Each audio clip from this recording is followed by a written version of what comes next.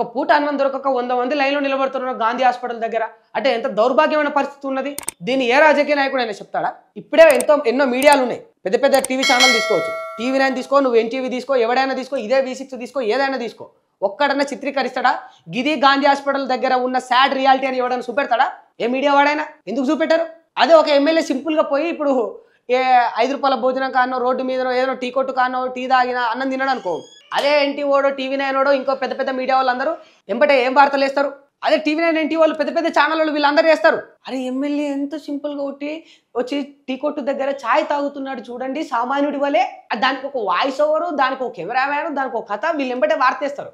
పుసపుస ఆడు కానీ ఓ చిన్న రోడ్డు మీద ఆపి బండి ఆపి టిఫిన్ చేసిండు అనుకో, ఎంత ఎత్తుకి దిగినా కూడా సామాన్యులతో టిఫిన్ చేస్తున్న మన అన్న ఎమ్మెల్యే అని వార్తలు వేస్తారు. మరి ఎమ్మెల్యేలు ఒక పూట వచ్చి దిగంగానేమో సామాన్యుడు సింప్లిసిటీకి ఈయననే కేర్ ఆఫ్ అడ్రస్ అని చెప్పి వార్తలు వేసే మీ మీడియా, పెద్ద పెద్ద మీడియా పత్రికలన్నీ వందల మంది, వేల మంది ఒక్క బుక్కడు బువ్వ కోసం ఆ గాంధీ హాస్పిటల్ కాడ, ఆ బసవతారక హాస్పిటల్ కాడ బయట రోడ్ల మీద నిలబడి పడిగాపులు కాస్తూ ఉంటారు. వాళ్ళ గురించి ఎవడన్నా వార్త రాసిండా? ఒక్కనాడు మీ కెమెరాలు, మీ మీడియాలో అడిగిపోయి అదంతా విజువల్స్ తీసుకొని పోస్ట్ చేసినాయా?